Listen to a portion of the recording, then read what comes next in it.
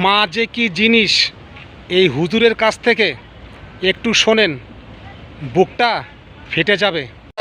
বাপ থাকে 3 মাস এই ছেলের কাছে, মা থাকে 3 মাস ওই ছেলের কাছে, অথচ এই মা বাঙ্গা করে সূর্যের আলো ঢুকে বৃষ্টির পানি পড়ে, থাকার জায়গা নাই, একটা খাট ভালো ছিল না, 5টা সন্তানকে বুকের মধ্যে নিয়ে শেষ সন্তানকে বুকের দুধ খাওয়াই সারা রাত পার করে দিয়েছে, না ঘুমাই। কথা বলেন ঠিক কিনা?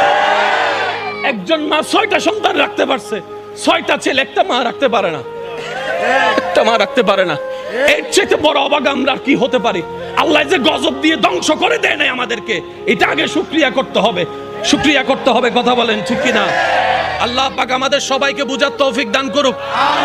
আমার আওয়াজ শুনছেন, এমন কোন সন্তান যদি থাকেন মাকে বাগবটরার মধ্যে লাগাই দিয়েছেন, আমার যদি কথা শুনছেন, এমন যদি আমার ভাই বোন যদি থাকেন মা বাবার সেবা করার সুযোগ ছিল, কোনো রাগ করে করতে পারেন নাই, আমার দিকে তাকাই হলো, আমি ভাইয়ের কথা রাখার জন্য হলো, মায়ের পায়ে ধরে ক্ষমা চাওয়া শুরু করেন, বাবার পা ধরে ক্ষমা চাওয়া শুরু করেন।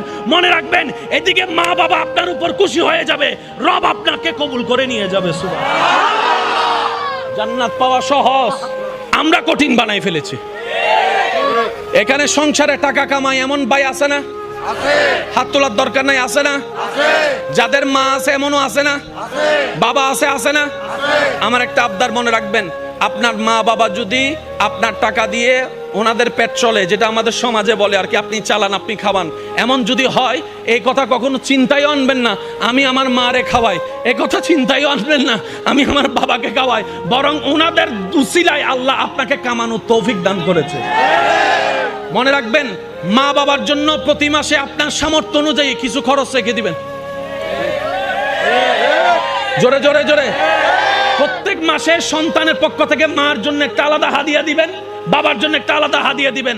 ওনাদের যেন চাইতে না হয়, বুক ফুলায় কাজ করেন, মার জন্য দেন, বাবার জন্য দেন। ঘরে বউ থাকলে বউকে বলেন, ও বউ, তোমার মা বাবা রেখে আসছো, আরেক মা বাবা এখানে আছে, আমি আমার জন্মদাতা মা বাবারও খেয়াল রাখবো, ওই মা বাবার কারণে যে তোমাকে পেয়েছি, ওই মা বাবারও খেয়াল রাখার চেষ্টা করব। সত্যি করে বলেন, সংসার আর অশান্তি?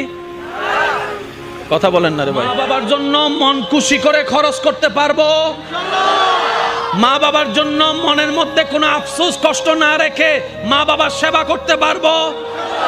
2 হাত তুলে দেখায় বলেন না রে ভাই ইনশাআল্লাহ। অনেক ভাইয়েরা হাত তুলতে চায়।